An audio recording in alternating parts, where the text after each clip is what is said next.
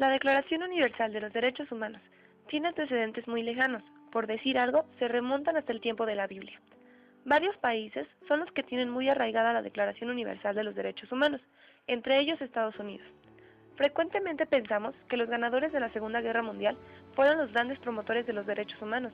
Sin embargo, aunque sí se comprometieron, este compromiso fue débil, porque estaban concentrados en reorientar sus economías, su soberanía y proteger su hegemonía, mientras que otros países como China estaban más preocupados por todos, por ejemplo, promoviendo la paz y el combate internacional al racismo que las personas sufrían.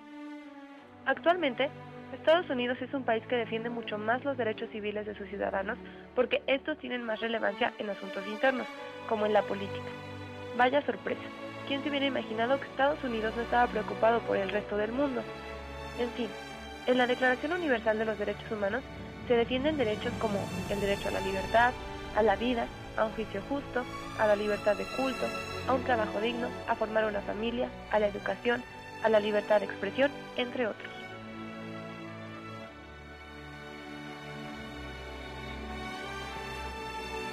Ahora bien, en Medio Oriente se encuentra la Carta Árabe de Derechos Humanos.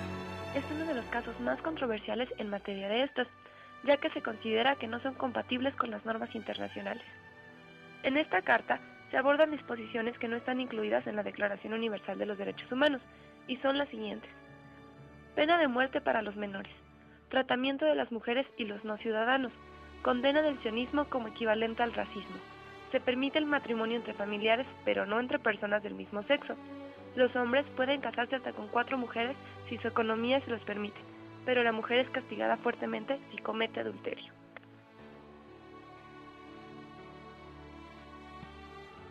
Por otro lado, se encuentra el que quizás sea uno de los casos más interesantes y enriquecedores en cuanto a los derechos humanos. Mientras aplaudimos a los países occidentales, no vemos las aportaciones que ha hecho un continente entero. Por ejemplo, la Carta Africana se ve desde una perspectiva más extensa y más comunitaria. En esta, los derechos no son individuales, son para la sociedad. Inspirado en el hecho de que los países africanos fueron colonizados, el derecho más arraigado y más importante es el derecho a la autodeterminación.